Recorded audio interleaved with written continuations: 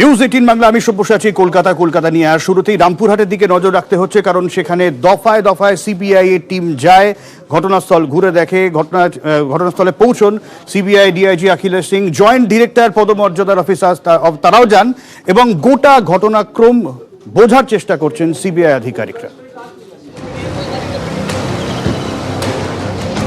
রামপুরহাটের ঘটনায় সিবিআই তদন্ত শুরু। হাইকোর্টের নির্দেশে 24 ঘন্টার মধ্যেই গ্রামে পৌঁছে গেল সিবিআই। শনিবার সকালে রামপুরহাট থানায় গিয়ে প্রয়োজনীয় নথি সংগ্রহ করে তারা। এরপর দফায় দফায় বগটুয়ে সিবিআই তৎপরতা। ডিআইজি সিবিআই অখিলেশ কুমার সিং এর নেতৃত্বে গ্রামে পৌঁছয় সিবিআই টিম। পরে যান সিবিআইয়ের জয়েন্ট ডিরেক্টর ঘনশ্যাম উপাধ্যায়। গ্রামে পৌঁছেই বগটুয়ের অগ্নিদগ্ধ বাড়িতে যান সিবিআই আধিকারিকরা। সঙ্গে ছিলেন ফরেনসিক টিমের আধিকারিকরাও। যে বাড়ির ভেতর থেকে দেহগুলি উদ্ধার হয় তার ছাদে উঠে পরিদর্শন করেন তারা।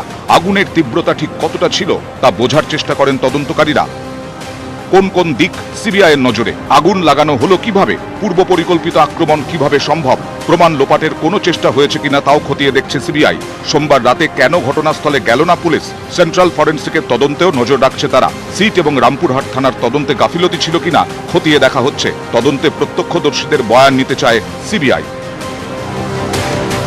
সিবিআইয়ের পাশাপাশি সেন্ট্রাল ফরেনসিক বিশেষজ্ঞরাও নমুনা সংগ্রহ করেন। ঘটনাস্থলে মেলা ড্রাম থেকে নমুনা সংগ্রহ করা হয়।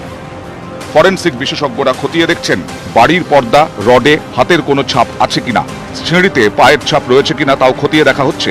অগ্নিদগ্ধ বাড়িগুলির মধ্যে দূরত্ব কত, বাড়ির প্রতিটি ঘরের মাপ কত, এই তথ্যগুলির মাধ্যমে ঘটনার সময়ের রূপরেখা পাওয়ার চেষ্টায় ফরেনসিক দল।